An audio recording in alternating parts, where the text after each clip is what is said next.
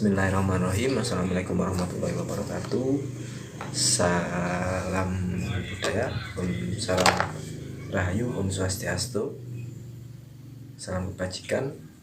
Mohon izin untuk para guru-guru, para mursyid, para teman-teman, saudara di luar sana yang diperjalankan di ilmu dinul tauhid untuk meridhoi, memberikan izin pada saya untuk menyampaikan ilmu dinul tauhid atau ilmu hakikat, yang mana nanti pada puncaknya kita bisa mendapatkan yang namanya sukunun nafas, minimal bisa merasakan yang namanya kedamaian sejati, kebenaran yang tidak terpengaruh oleh keadaan atau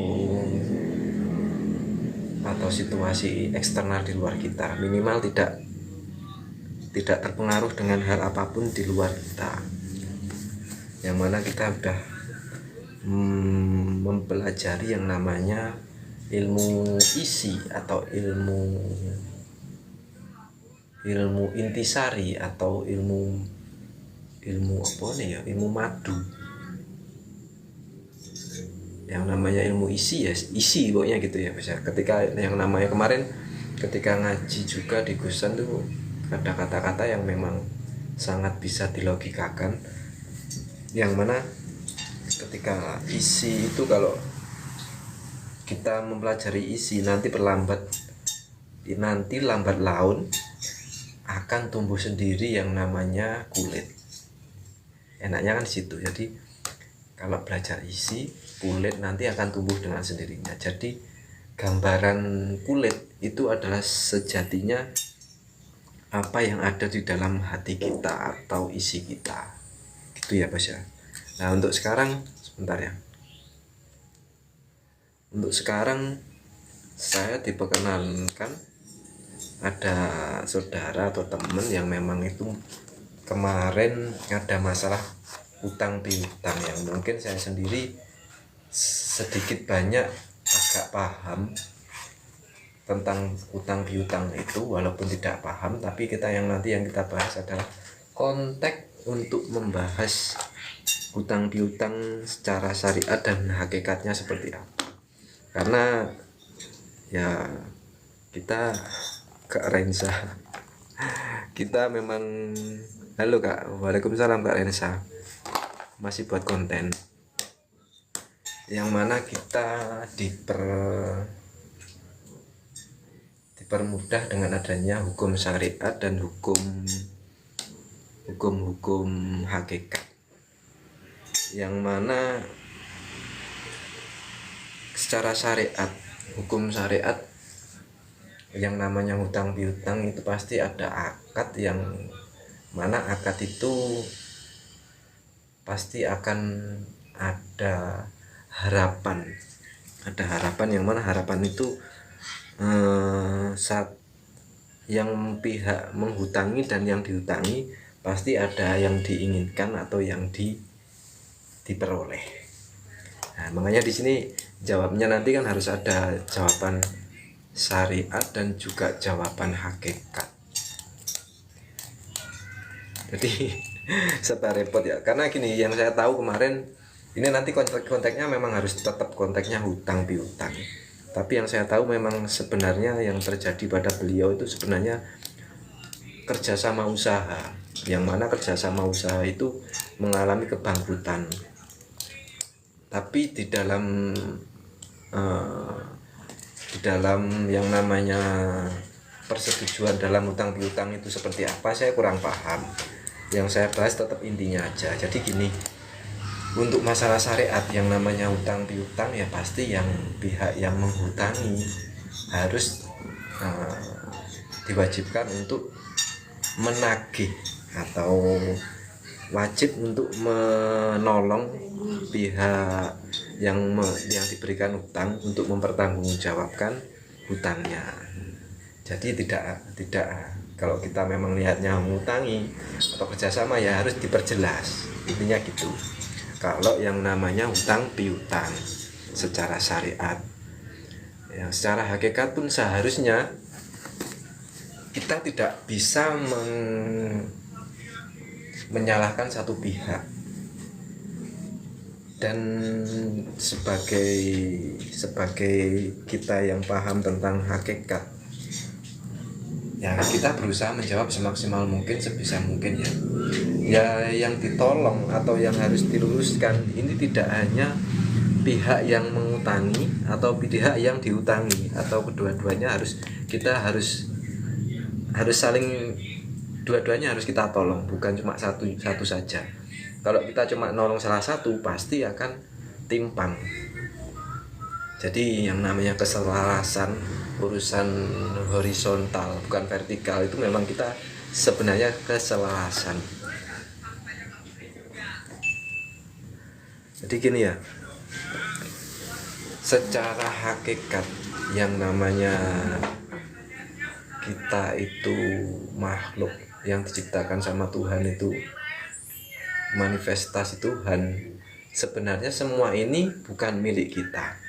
Kita pasti banyak yang tahu kan, semua ini pasti bukan milik kita, dan semua ini pasti titipan. Karena kita kembali ke syariat lagi ya, yang di masing-masing pihak pengutang ataupun yang dihutang, pengutang atau yang mengutangi, itu punya harapan, sama-sama punya harapan. Yang harapan itu yang saya bilang itu tendensi atau keinginan yang saling menguntungkan. Nah, ketika ada yang dirugikan pasti saling kecewa. Di situ intinya. Kemarin kok sepertinya oh gini ya, karena pihak yang mengutangi itu memberikan uangnya tidak dengan cuma-cuma, pasti harus, kamu kalau bisa seperti ini seperti itu, dapat untung seperti ini, kita bagi dua, mungkin seperti itu. Ataupun dia menginginkan mengeluarkan utang itu dengan imbalan apa, kita tidak tahu. Beda lagi kalau nanti tidak ada imbalan ya nyoh, pakaian semampu kamu, kembalikan kapanpun, terserah kamu. Tapi kalau masih ada kata-kata kapanpun, terserah, kapan, itu pasti ada tendensi yang nanti akan yang namanya menimbulkan pengen nagih ingin meminta. Padahal kita kan ya maaf ya, yang namanya di hakikat pun kalau sudah yang level tinggi, biasanya jangankan minta, kita tomak itu berharap sesuatu yang berharap, bukan minta kan, berharap. Seumpama kita pergi ke hajatan, kita berharap mendapatkan berkat, mendapatkan nasi bungkus atau apa, itu sebenarnya tidak boleh. Nah, makanya di situ kan dua-duanya kita harus menolong. Yang saling menolong gimana? Nanti tetap ada solusinya ya.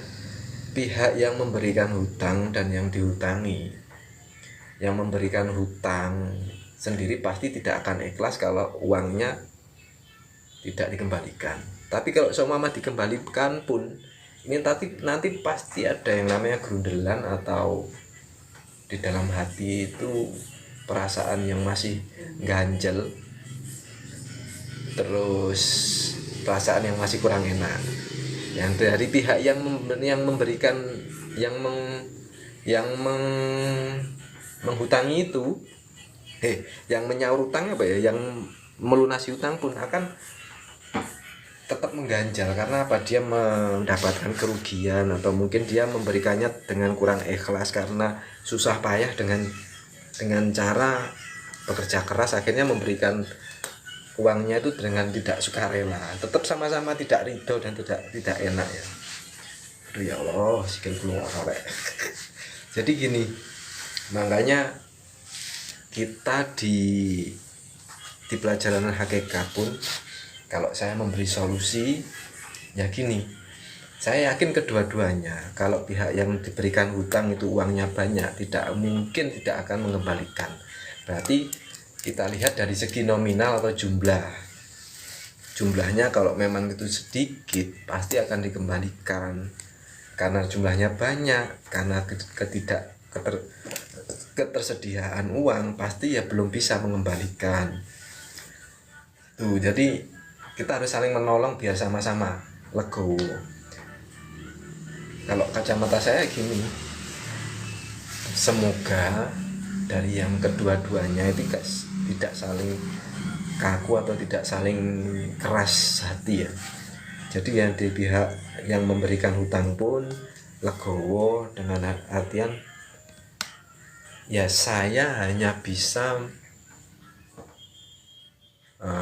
berharap, kalau sebenarnya berharap juga oleh, tapi pindah ya bisa diikhlaskan, tapi ya kalau berharap kalau memang itu nanti tetap rezeki saya dan dikehendaki Anda udah punya uang banyak ya dikembalikan, kalau tidak ya mau gimana lagi, memang belum ada yang dikembalikan.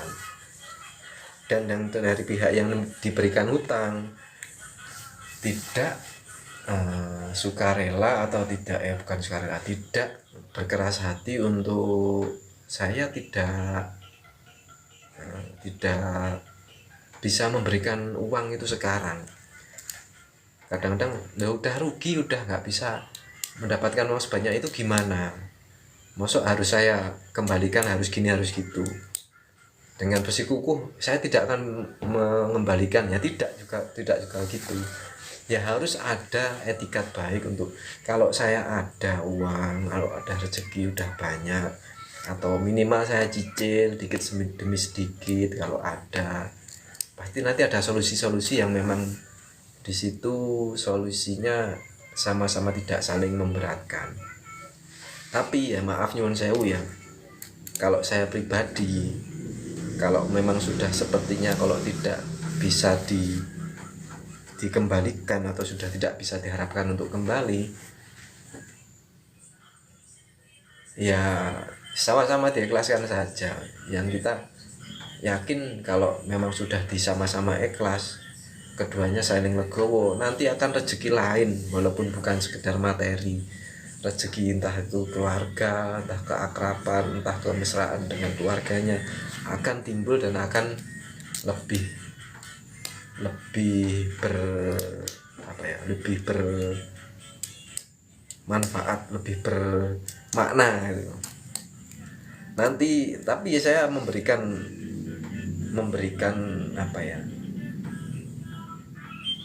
memberikan yang namanya solusi. Mungkin gini, kalau memang sudah tidak bisa diharapkan uangnya itu, mungkin nominalnya sekitar berapa juta ya udah, kalau dari pihak yang yang punya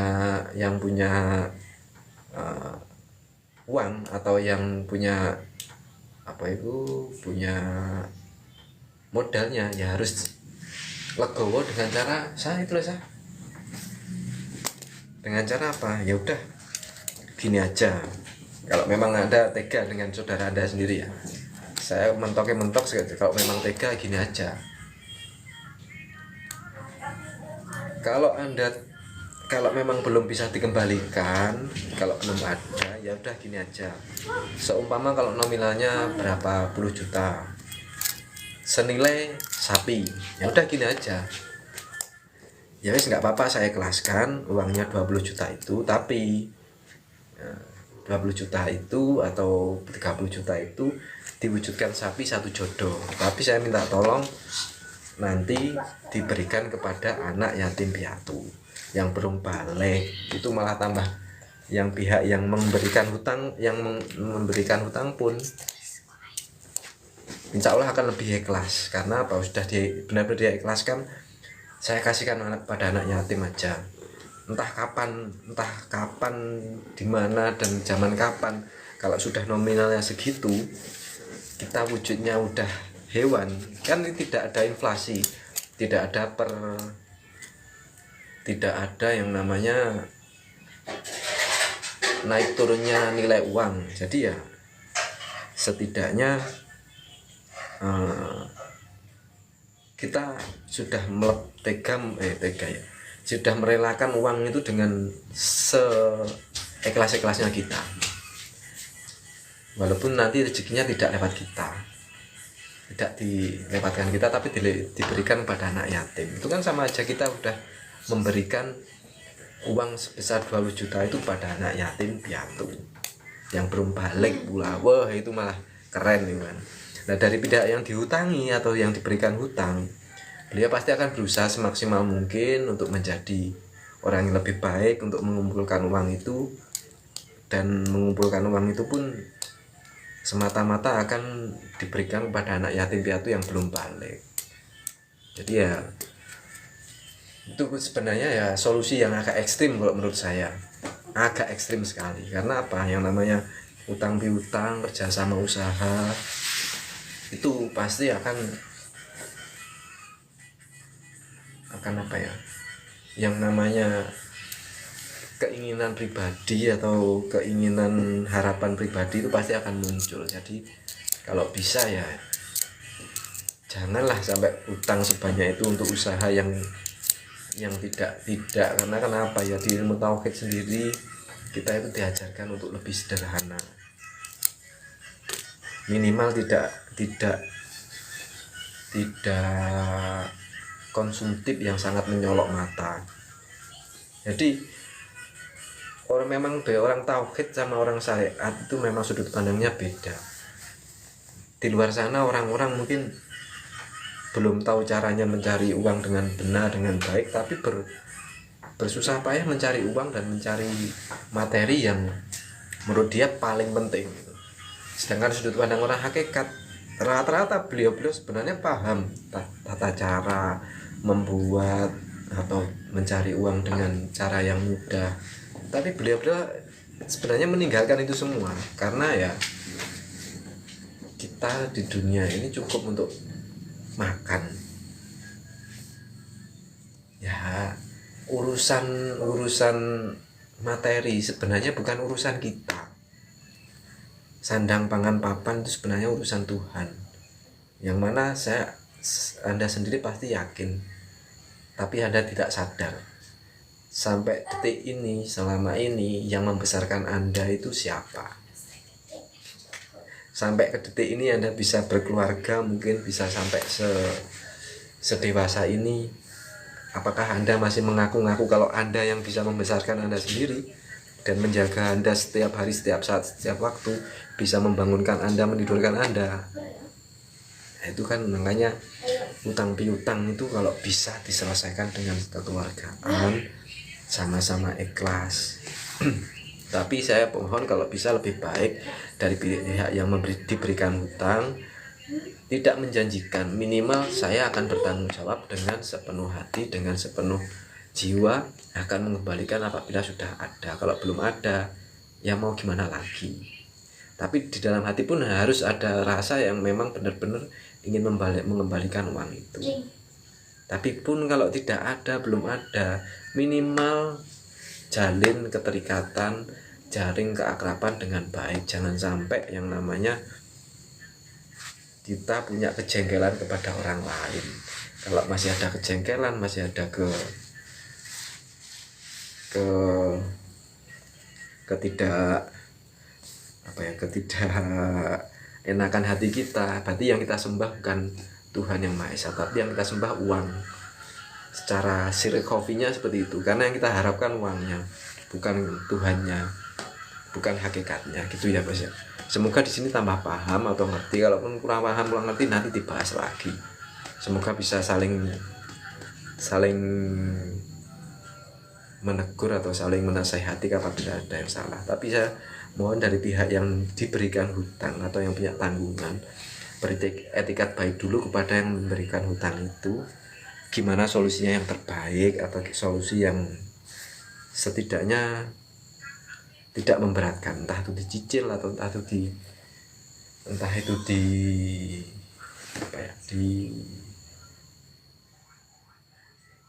diikhlaskan, saya juga tidak tahu. Sementara gitu aja ya. Terima kasih banyak. Wassalamualaikum warahmatullahi wabarakatuh. Wah, terlalu panjang.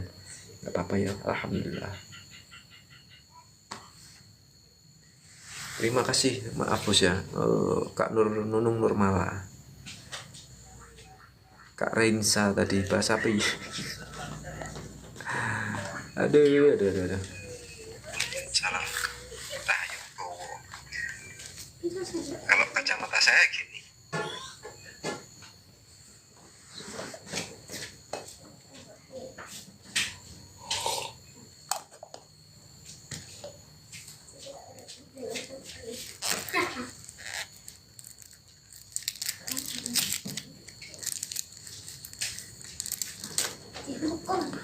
Selamat datang Kak siapa ini ya? Kak Nunung ya, Kak Nunung Nurmala. Apa nak? Ini apa? Saya suka dengkulnya ya. Di luar dulu Kak Pajar Gemblong. Di luar dulu DIY.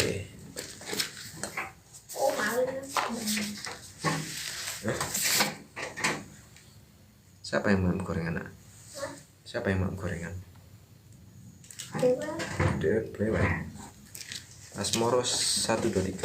Selamat datang, welcome Kak. Sing delok paling satu arepe nyaput. Kok kepo men mau pengen nopo kamu dari TikTok gitu. Mau pengen dapat apa?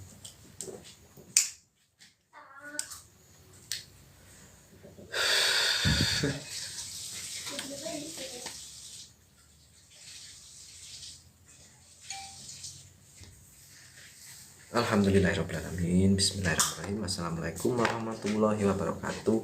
Salam budaya, salam kebajikan, Om Swastiastu, salam rahayu. Mohon izin untuk para guru-guru, para mursyid, para saudara-saudara di luar sana yang diperjalankan di ilmu dino tauhid, untuk meridhoi saya, untuk mengizinkan saya untuk menularkan kajian-kajian ilmu dino tauhid secara akademis, secara mudah dipahami, biar kita sama-sama bisa belajar apa ilmu dino tauhid dengan senyaman mungkin dan seenak mungkin ya. Karena ya namanya ilmu dino tauhid ini memang tidak bisa dipindahkan, tidak bisa diwakilkan. Yang mana ilmu dino tauhid ini harus dijalankan sendiri. Karena yang namanya kebenaran, ketenangan, kesejahteraan itu tidak bisa ditularkan. Contoh, saya senang, saya damai, saya sejahtera, rasanya seperti ini. Apakah saya bisa tularkan kepada Anda? Saya titipkan, saya pindahkan ke Anda? Kan tidak bisa. Jadi Anda sendiri yang harus menjalaninya. Jadi tidak bisa dipindahkan gitu ya Mas ya. Jadi gini, kemarin saya membahas masalah yang namanya, yang pertama la ilaha illallah, yang bisa membuat kita tidak ada Tuhan selain Allah, yang sudah kenal. Yang konotasi monoteis. Oh iya, gini, maaf, kemarin itu kita bahas masalah la ilaha illallah. La ilaha illallah itu adalah, ini biasa umum, yang masih umumnya orang, tapi ada Tuhan selain Allah. Umum orang juga bisa, orang juga begini semuanya. Ini ya sudah kenal Allah dan mengakui Allah levelnya, tapi belum terlalu dekat. Kemarin yang itu yang apa namanya, la ilaha illallah. Terus naik lagi ke level sudah tidak lagi pakai kata-kata Allah, tapi la ilaha illahu. Sudah pakai la ilaha illahu. Kemarin sampai konotasi monoteis. Konotasi artinya makna tambahan atau asosiasi yang melekat pada sebuah kata atau ungkapan selain makna aslinya. Makna aslinya itu denotasi. Konotasi seringkali bersifat emosional atau subjektif dan berbeda-beda antara kelompok masyarakat. Monoteis artinya kepercayaan kepada satu Tuhan, yaitu paham yang menyatakan bahwa hanya ada satu Tuhan atau dewa gitu Bos. Jadi kalau di bahasa yang mungkin sebelum ada Islam itu kan bukan Tuhan. Kalau di Jawa ya Tuhan, pangeran. Kalau di luar sana bahasa Inggrisnya ya Lord mungkin. Kalau mungkin yang bahasa Inggrisnya agak nyeleneh itu God. Nah, itu kan makanya Tuhan itu namanya bukan hanya Tuhan, God juga ada, Lord juga ada. Kan gitu kan, makanya kita jangan terjebak dengan konteks kata-kata. Makanya Tuhan kita itu bukan sekedar nama, bukan sekedar kata gitu ya bisa. Terus yang kita bahas kemarin la ilaha illahu sudah juga, karena menurut Surawardi, nama Allah itu juga kan identitas, apa ya, untuk menunjukkan zat yang itu loh, yang diberi nama Allah, itu yang la ilaha illahu, yang itu loh pokoknya, yang diberi nama Allah. Tetapi kan itu kan masih jauh gitu loh, maksudnya itu. Nah kalau Islam datang ya satu-satunya, nggak ada Tuhan yang lain, hanya Allah. Ini referensi saya dari Dr. Raddes Fahrudin Faiz ya. Terus yang kemarin yang bahas-bahas level juga ada level ahad, wahid, wahdah.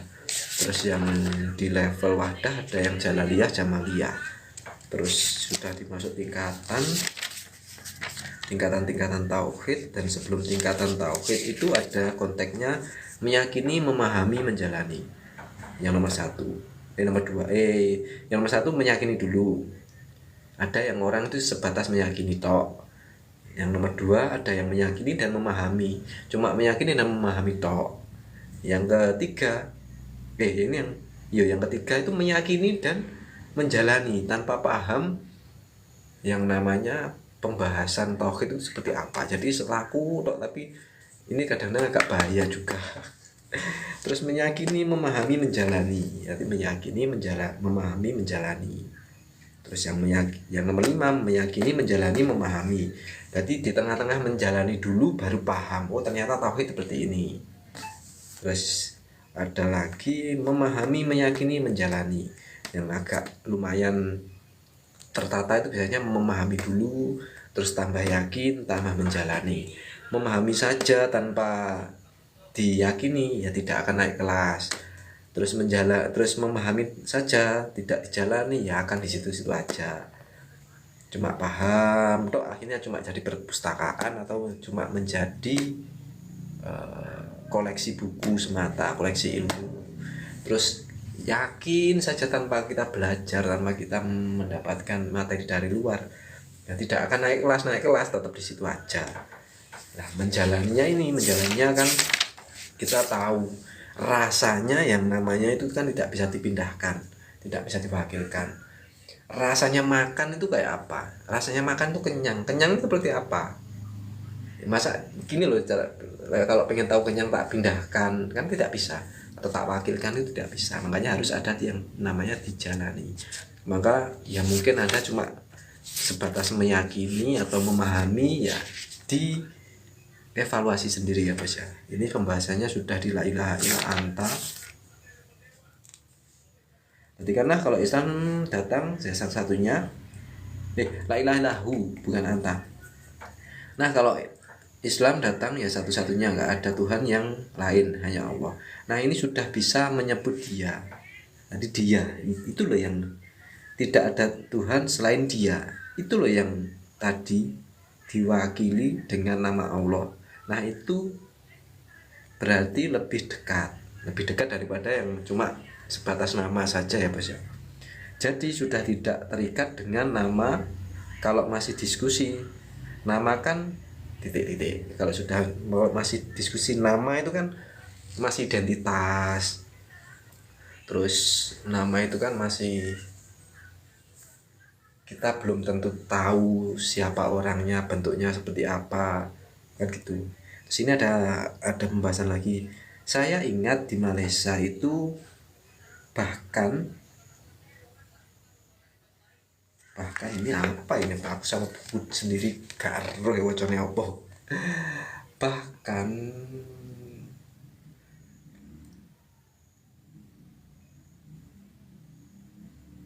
Bahkan nama Allah itu hak prerogatif Allah.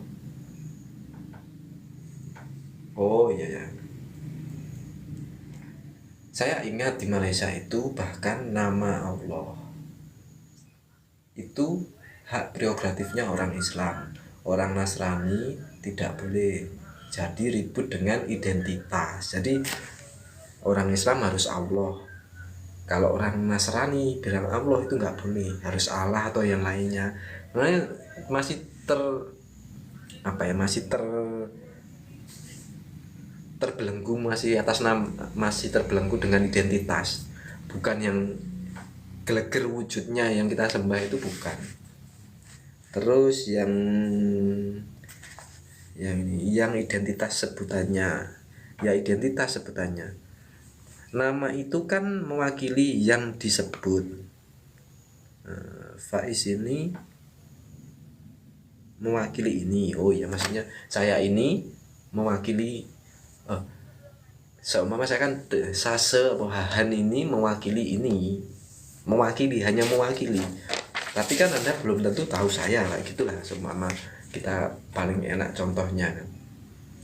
Nah, bukan kalau lebih kenal dengan saya sudah tidak lagi memanggil nama. Jadi seumpama yang dimaksud ini kemarin, yang dimaksud Mas Fahrudin Faiz ini yang di Malaysia itu masih berdebat atau masih berkecimpung dengan identitas yang mana selain orang Islam itu tidak boleh menyebut Allah.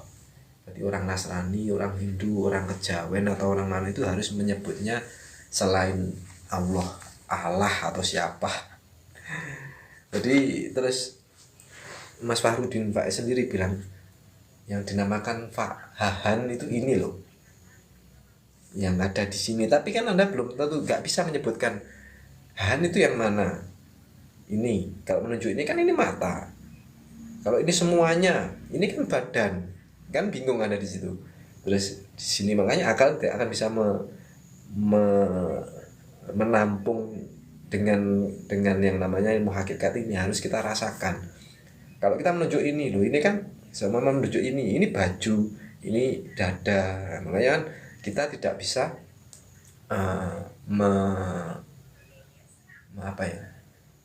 menunjukkan Tuhan yang sebenarnya itu kalau kita tidak menjalannya langsung. Karena ini masih levelnya la ilaha sama hu yang bilang orang Surabaya.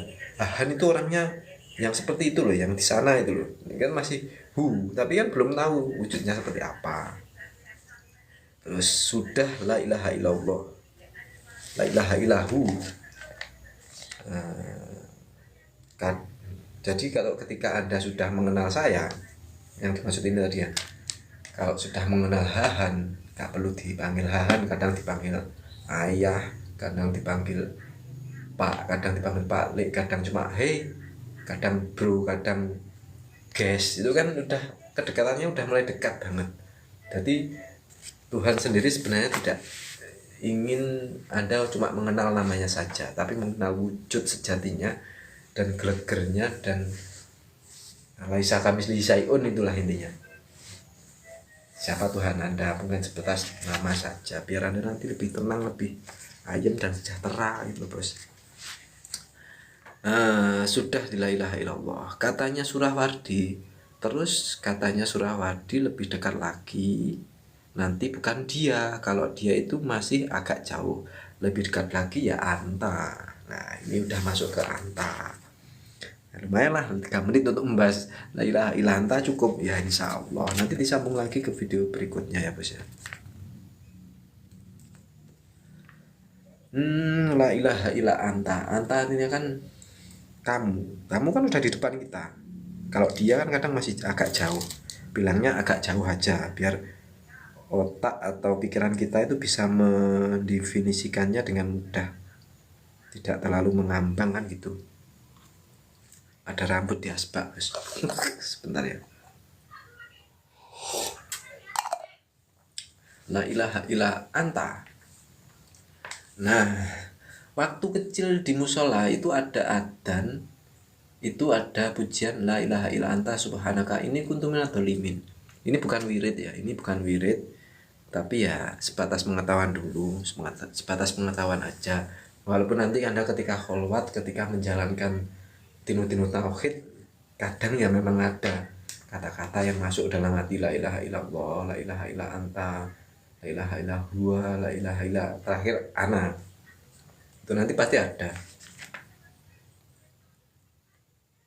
Tapi ini memang bukan wirid, karena nanti puncaknya ya, kalau orang Jawa ya namanya, kalau kita sudah suwung, kita sudah kosong, sudah hampa, biasanya kita tahu siapa Tuhan kita, siapa sebenarnya kita sebagai manusia ini dikehendaki menjadi apa, atau sejatinya manusia itu khalifah yang seperti apa gitu ya bos. 14 menit lumayan.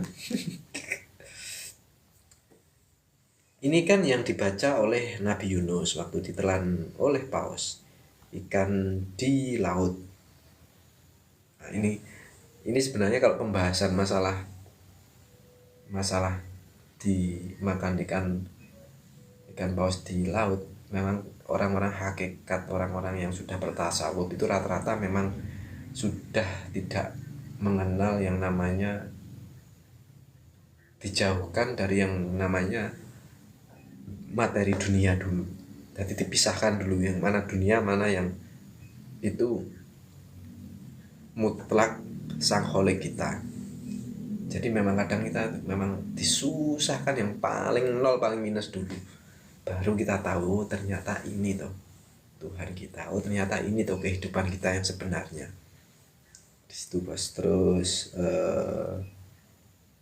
ikan paus itu kalimatnya la ilaha illa anta. Kalau dia kan jauh, kalau engkau lebih dekat, akhirnya lebih dekat.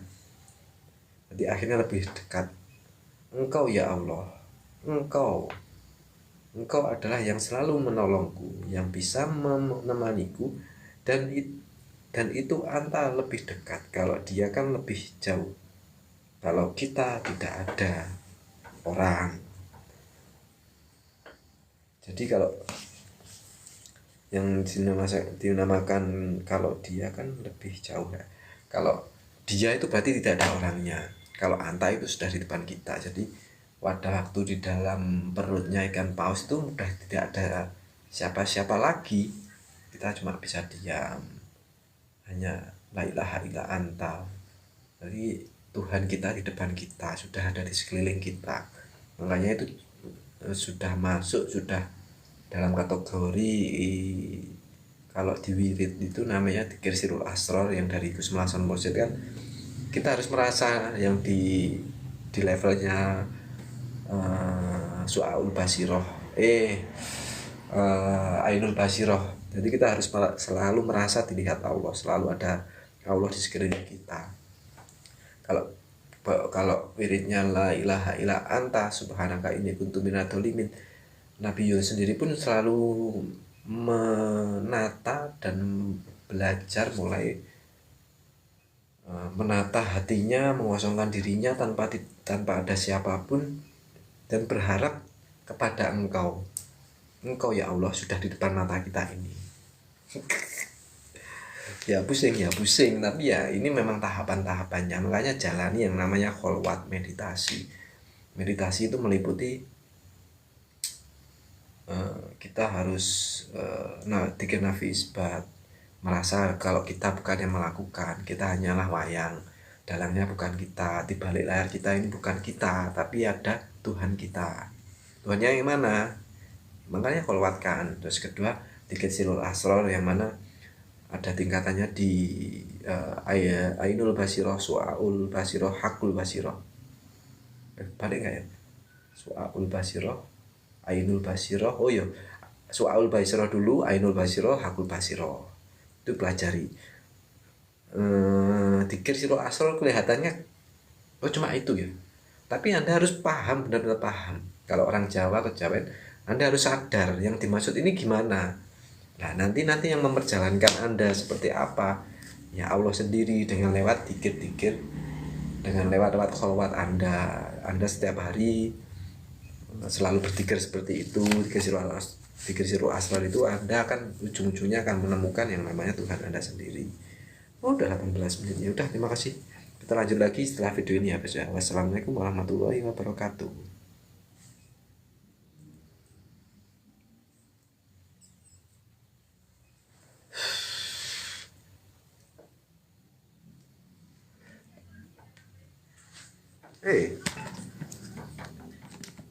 Itu suaranya dari mana tuh? Klung klung klung. Oh, dari BMKG.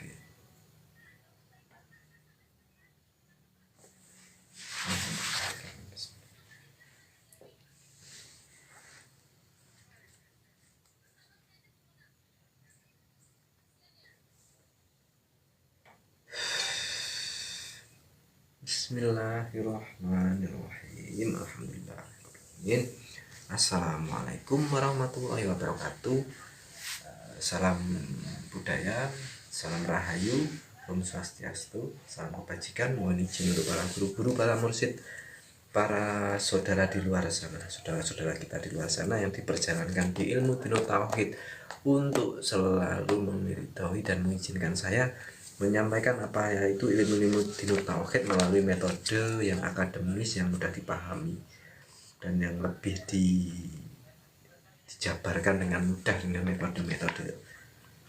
metode teologi ya, metode akademis, pokoknya metode pembelajaran biar kita lebih mengenal, lebih paham siapa Tuhan kita, siapa yang kita sembah, siapa yang sebenarnya Tuhan yang Maha Esa itu, yang katanya ini wajah tuh wajah, iya, wajahku dan wajah Tuhan itu sudah berhadapan. Makanya kita harus paham siapa Tuhan kita, makanya kita harus menjalaninya juga. Pahami dulu, yakini, jalani. Itu harus prosesnya juga lumayan panjang dan lama. Tidak kun fayakun dipindahkan, ya ini rasanya tak pindahkan gitu aja tidak bisa. Harus dijalani dengan sendirinya. Oke, kemarin sudah kita bahas di level ini kan, membahasnya kan level tingkatan tauhid, la ilaha illallah, la ilaha la ilaha illa huwa, la ilaha illa anta, la ilaha illa ana. Jadi kemarin sudah la ilaha illa ana, sekarang la ilaha illa anta. Yang mana la ilaha illa anta tadi sudah kita bahas, yang mana la ilaha illa anta kan ada dulu waktu kecil di musola itu ada adzan, dan adzan itu ada pujian la ilaha illa anta subhanaka inni kuntu minadz dzalimin. Yang mana Nabi Yunus sendiri pernah dimakan oleh ikan paus, ceritanya kan seperti itu. Terus beliau berkholwat di situ dan mempraktekkan la ilaha illa anta, yang bisa hanya Allah, yang bisa hanya Tuhan semesta alam ini, yang menyelamatkan dia, yang selalu menemani dan melindungi.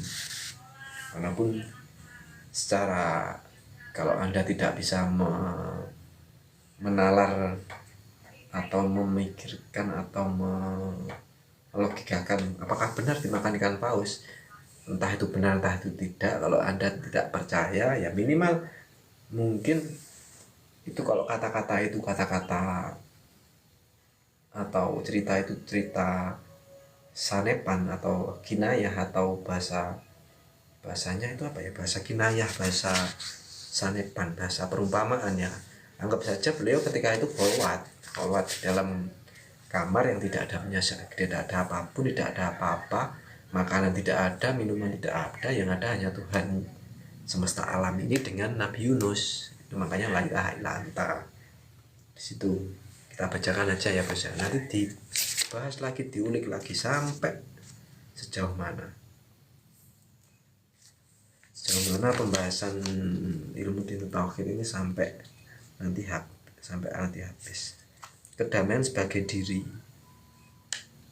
sebagai ciri-ciri. Nah nanti puncaknya akan kedamaian itu yang kita cari tanpa ada terpengaruh dari orang lain, tidak perlu dibenarkan orang lain juga.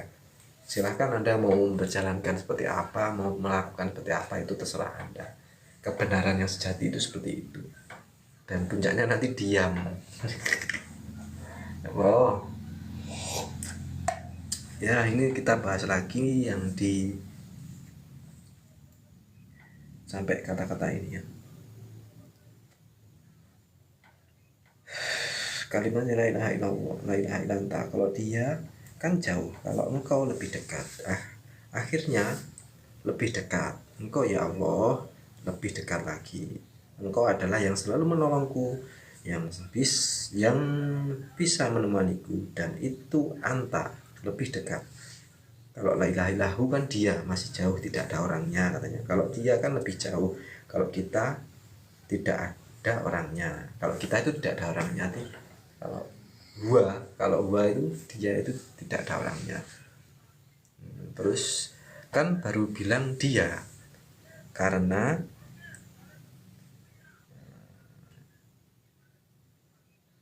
dia agak jauh, tidak di depan kita, kan baru bilang dia agak jauh. Jadi kalau anta itu sudah sangat dekat, sudah ada di depan kita. Kalau ada di mana-mana itu kan dekat. Kalau ngapain kamu, kata-kata ini kurang pas, konotasi saya sudah ada di depan kita. Kamu ada di mana? Maksudnya kamu ada di mana? Itu kan masih bertanya. Sekarang kalau itu kan dekat. Kamu ngapain sekarang? Itu kan dekat daripada hu.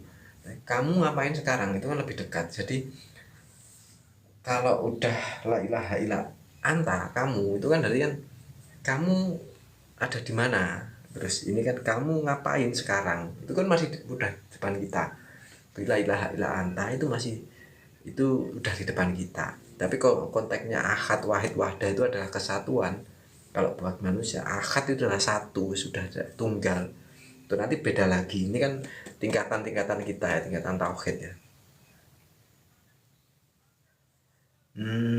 Jadi kedekatan yang lebih dekat lagi anta. Jadi anta itu lebih dekat. Jadi kita selalu merasa Allah itu di depan kita, di samping kita, di belakang kita. Terus yang keempat, ini lebih dekat lagi. Ini kayak orang-orang kalimatnya agak trik. La ilaha illallah. Kalimatnya la ilaha illallah itu agak trik, agak mengecoh. Nah, yang saya pahami ya, kita ya karena saya sendiri dulu juga memang di levelnya di situ, levelnya di level kita pasti akan bertahap ya. Yang dimaksud la ilaha illallah itu biasanya untuk orang awam, orang syariat itu yang merasa kalau kita itu la ilaha illallah, tidak ada selain kita, tapi tidak dinafi isbatkan. Jadi yang dikedepankan adalah nafsunya. La ilaha illa anta, la ilaha illa ana, merasa kalau kita itu sudah seperti Tuhan. Bukan seperti itu maksudnya. Makanya ini yang dimaksud trik itu ya ini. La ilaha illa ana itu kalimatnya agak trik. Saya bacakan dulu aja ya, nanti dibahas lagi karena masih 7 menit. Ini harus dijelaskan agak panjang biar tidak salah paham. Dan saya bilang tadi jangan diucapkan ya, ini bukan wirid, ini simbol kedekatan kita kepada Tuhan ya.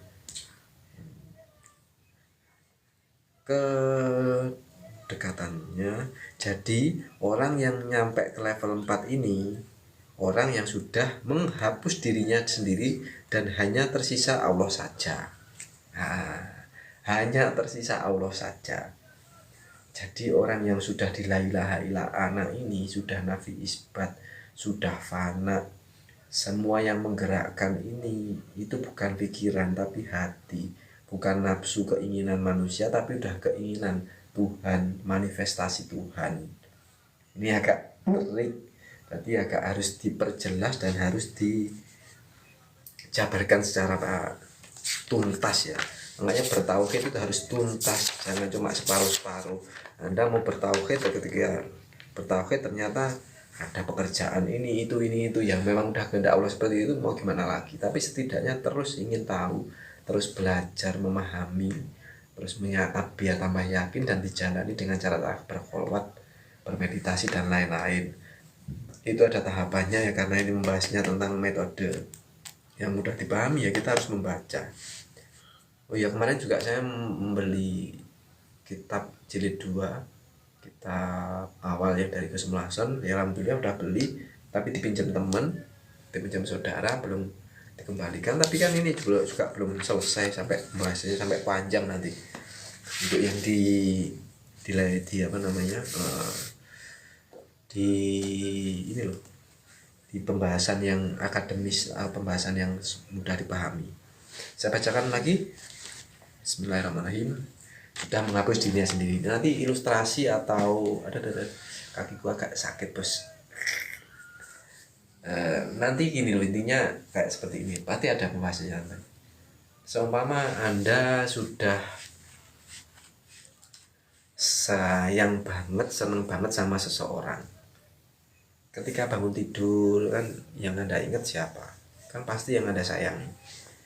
Bangun tidur, oh pacarku lagi ngapain ya, anakku lagi ngapain ya, orang tuaku lagi ngapain ya. Dia udah tidak tahu seorang dia itu jadi apa, dia itu siapa udah tidak tahu. Itu menafi isbatkan seperti itu. Ketika diperintah yang udah bangun, udah makan, makannya itu, bangunnya itu yang membangunkan ya. Ya si dia itu kan makannya udah fana, istilahnya udah gendeng, udah gila dengan yang namanya Tuhan yang sejati itu. Makanya dinamakan sudah memfanakan diri. Ini ilustrasinya lebih dekat, mudahnya gini ya. Ini contohnya ya. Makanya saya bacakan contohnya. Mungkin bayangkan saja kita dulu waktu jatuh cinta ya kan. Lah kalau dulu waktu kita jatuh cinta itu kan yang ada di pikiran kita, di hati kita sehari-hari, kita kan hanya yang kita cintai, bukan akunya, bukan aku. Jadi akunya sudah tidak ada. Jadi ketika yang dipikirkan dok, yang kita cintai, namanya kita kayak udah la ilaha illa ana, itu sudah yang kita cintai, yang kita setiap hari dari kecil mulai bayi sampai sebesar ini yang merawat kita kan Tuhan semesta alam ini, Tuhan yang Maha Esa yang tunggal itu. Jadi udah difanakan, sudah belajar ilmu fana, ilmu dikenafi isbat yang udah tidak ngaku-ngaku kalau kita yang melakukan. Minum ya bukan kita yang minum, makan bukan kita yang makan. Itu makanya yang la ilaha illallah di situ. Yang dipikirkan yang kita cintai, yang sudah berpuluh-puluh tahun, yang sampai dulu sampai sekarang itu yang merawat kita ini siapa kan, akhirnya yang kita kedepankan itu Tuhan kita yang kita cintai itu, bukan anak kita pribadi.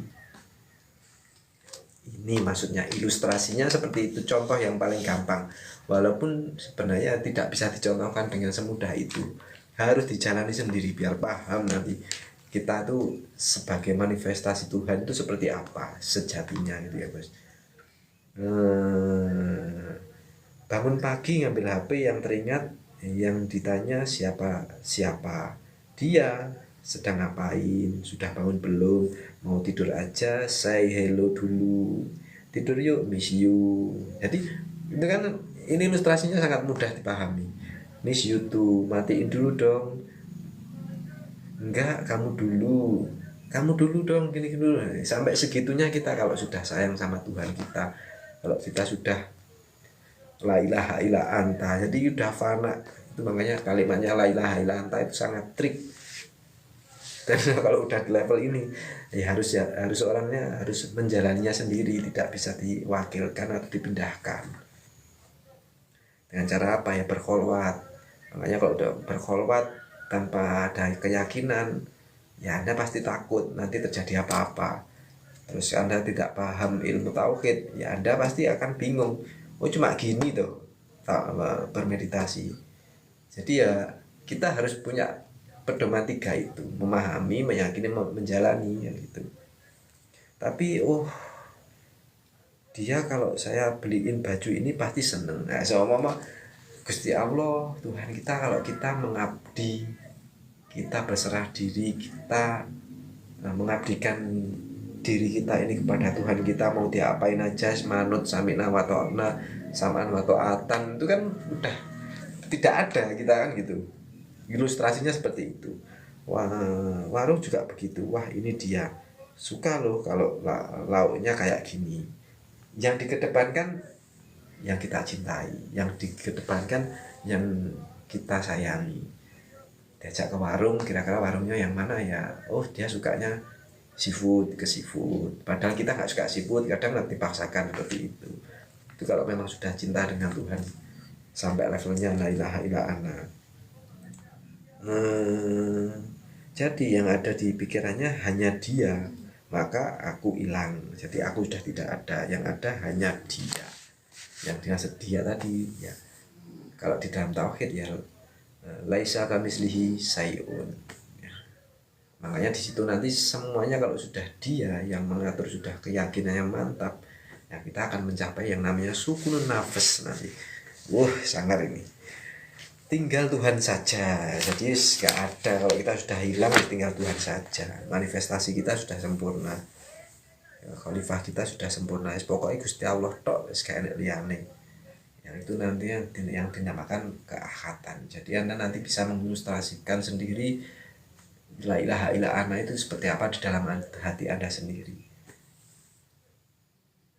Ilustrasi yang macam-macam itu tidak bisa menggambarkan, lebih indah dari itu. Maka di situ Allah harus terus menjelma jadi anak. Maksudnya ketika kita sudah tidak ada yang namanya la ilaha illa ana, kita itu sudah fana, kita itu sudah tidak ada, dan kita akan yang namanya